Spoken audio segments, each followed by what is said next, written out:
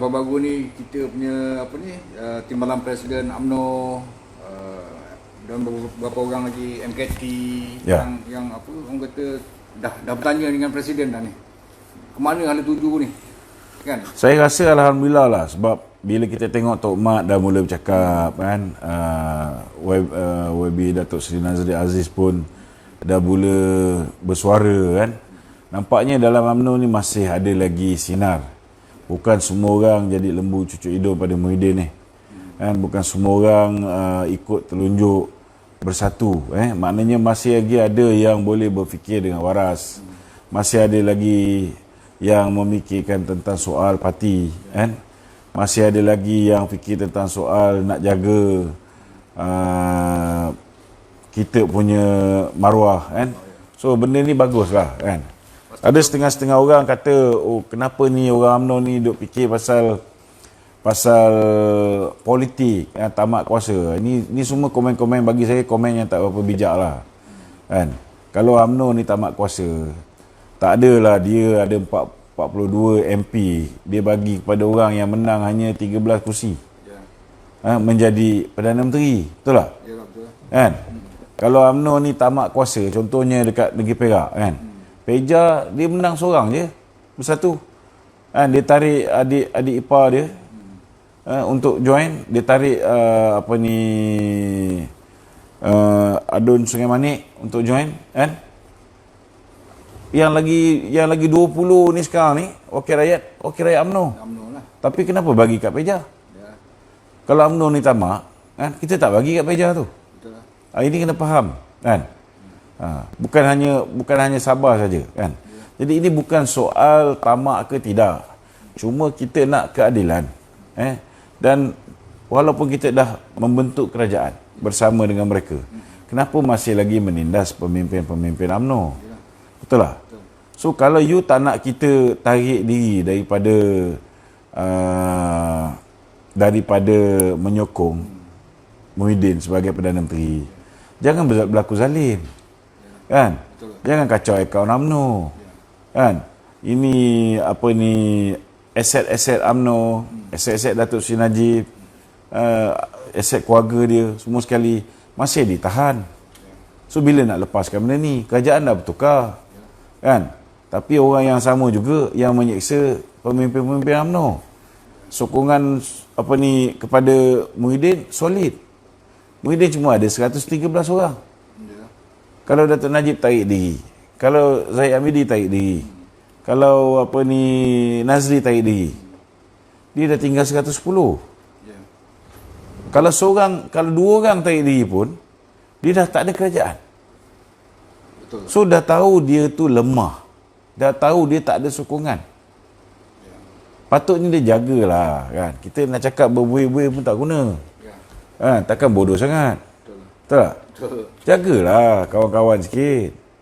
Dia orang ni juga yang sokong kau. Aku tak sokong. Kan? Dia orang yang sokong. Kan? Pada dia orang pun aku nak beritahu lah, yang kau pergi sokong buat apa. Kan?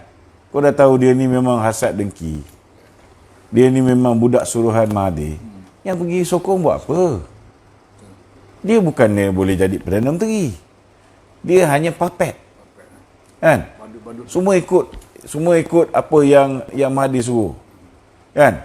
Yang Mahathir tak bagi ambil tindakan pada Syed Saddiq, dia tak berani ambil tindakan. Kan? Mahathir tak bagi ambil tindakan pada orang tu, orang ni, dia tak ambil tindakan. So it's just a puppet. Kan? Nak marah-marahlah sekarang ni dia beritahu kena ambil tindakan kat Oman ni. Tak boleh diam kan? Saya tengok 2-3 hari ni bukan main lagi. Bukan setakat cyber trooper cabuk Zaid Hamidi je duk balun saya ni. Kan? Cyber trooper Muhyiddin pun duk balun juga. Kan? Dekat saya punya restoran ni 2 hari sudah dikerjakan oleh geng-geng immigration. Kan? Hari semalam di BKL pula kacau. Kena saman RM500 sebab ada kursi kat luar. Itu pun kena saman. Kursi sikit kan tu? Kita duduk lepak kat luar kan, panas kat dalam ni, pun kena saman juga. Kan? Tak apalah kan. Dia nak gunakan kursi punya pasal ni nak saman kita, tengok. Kita kerjakan nanti depan ni macam mana. Kita tunggu masa je. So apa ni rentetan daripada itu, apa ni, dasarkan daripada timbalan presiden, anggota-anggota yang lain supaya Datuk Presiden ni mengambil tindakan segera. Kan, tapi tengok gayanya macam Datuk Seri Zahid kata, dia perlu panggil semua MKT untuk buat postmortem dulu kekalahan di PRN. Kenapa perlu buat postmortem? Dia kenapa nak perlu benda tu nak kaji semula? Senang je jawapan dia. Masa bila dia nak kerjasama dengan Mahathir, dia pergi jumpa Mahathir, dia pergi bawa fail dengan Mahathir. Ada dia ditanya dengan MKT? Tak ada. Hanya bila benda dah bocor, kan, baru dia cakap nak bincang. Tapi saya beritahu, kan, macam mana MKT nak bincang? Benda sudah pun diputuskan dalam mesyuarat agung Pimpinan Agung UMNO. Zahid dah sebut dalam ucapan dasar dia bahawa kita tidak akan membentuk kerajaan pintu belakang. Kita tak akan bekerjasama dengan mana-mana parti di dalam Pakatan Harapan. So itu ayat dia ketika dia berucap merasmikan Perhimpunan Agung. Dan ketika dia berucap tu, itu ucapan dasar. Dan ucapan dasarnya dibahas. Bila ucapannya dah dibahas, perwakilan mengundi, perwakilan bersetuju. Maknanya apa yang dicakap oleh Zahid itu sudah pun menjadi keputusan Perhimpunan Agung UMNO. MT UMNO tak boleh overrule. Hanya kalau nak ubah perkara ni, maknanya kalau nak jalinkan kerjasama dengan Mahathir ke, Muhyiddin ke, atau mana-mana parti dalam Pakatan Harapan, sewajarnya kena balik semula buat EGM. Kan? Ini baru bila dia nak tarik sokongan, baru nak buat meeting. Kenapa masa nak melaksanakan tu tak bawa pergi ke Perhimpunan Agung UMNO? Dan hari ini lebih parah, Perhimpunan Agung UMNO ditunda semata-mata kerana dia takut Perhimpunan Agung UMNO di peringkat bahagian, di peringkat pusat akan jadi medan. Ahli-ahli dia akan umumi ini mengecam beliau kerana terlalu lemah.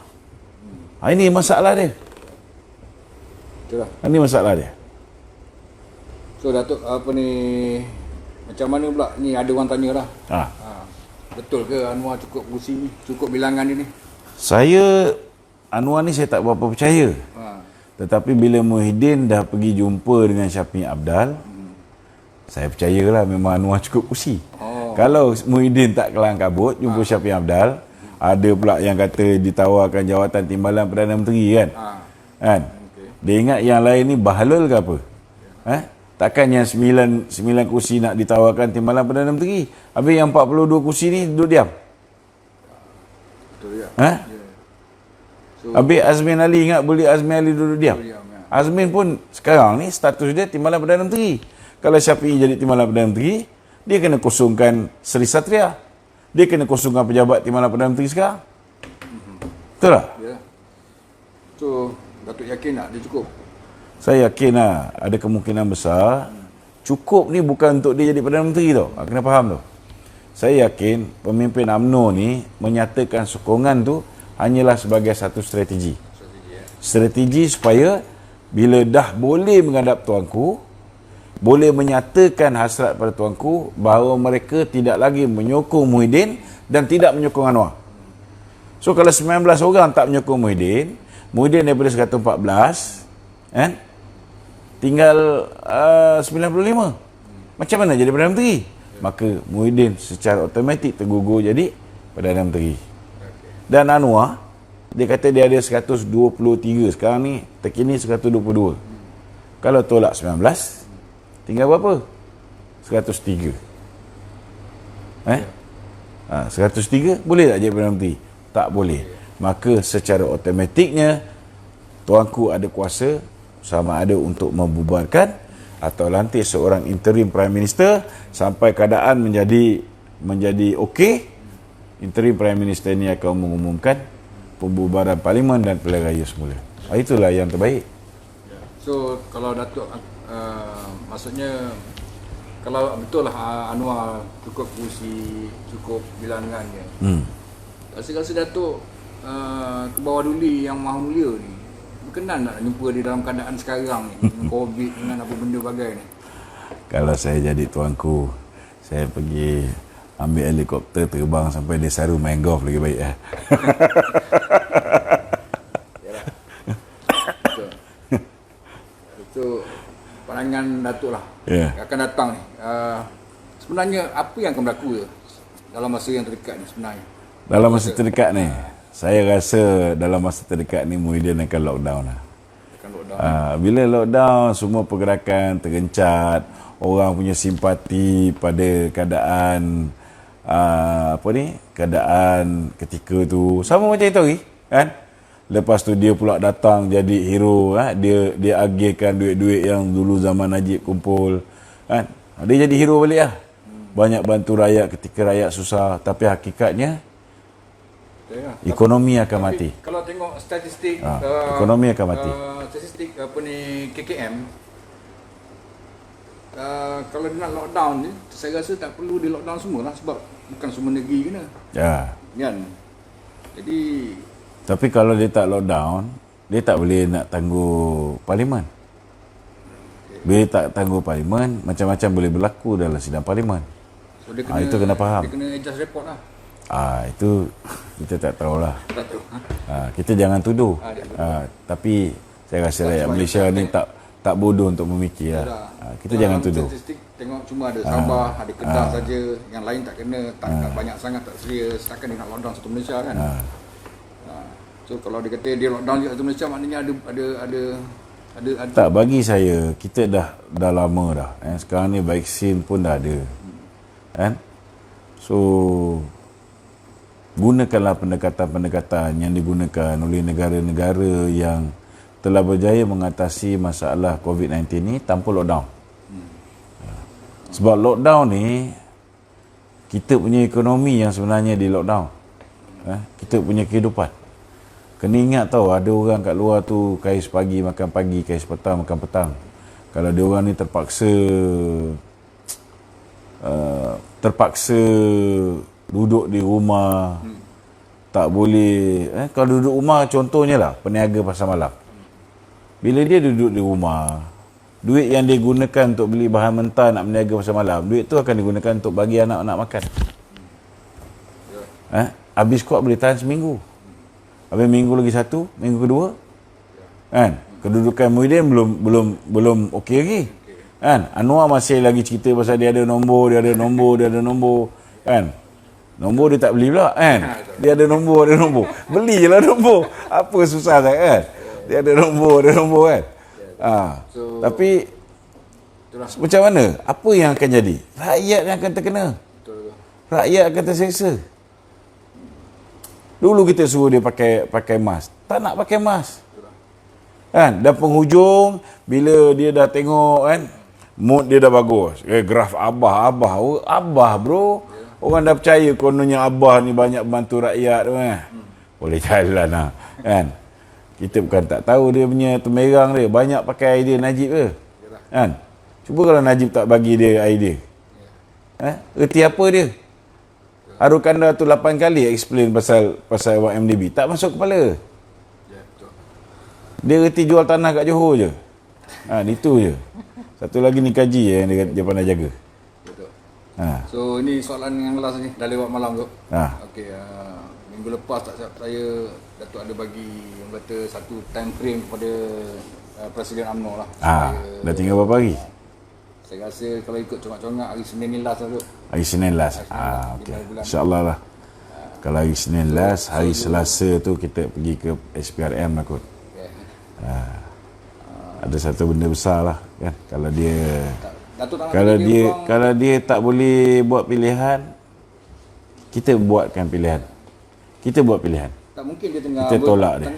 Tengah berusaha untuk apa orang kata, kan, nak membetulkan keadaan tu. Makan masa sikit nak panggil. Saya rasa Zahid ni tak ada telur lah. Minta maaf cakap lah. Dia tak ada telur. Itu dah tu. Okey. Maknanya hari Selasa tu hari Selasa insya-Allah kita proceed. Kan? Okey dok. Ha, Masih tak dok, ada pun apa-apa apa ni bunga tu lah. bunga-bunga yang menampakkan dia akan menarik diri daripada Perikatan Nasional. Tak ada. Tak nampak. Tak nampak.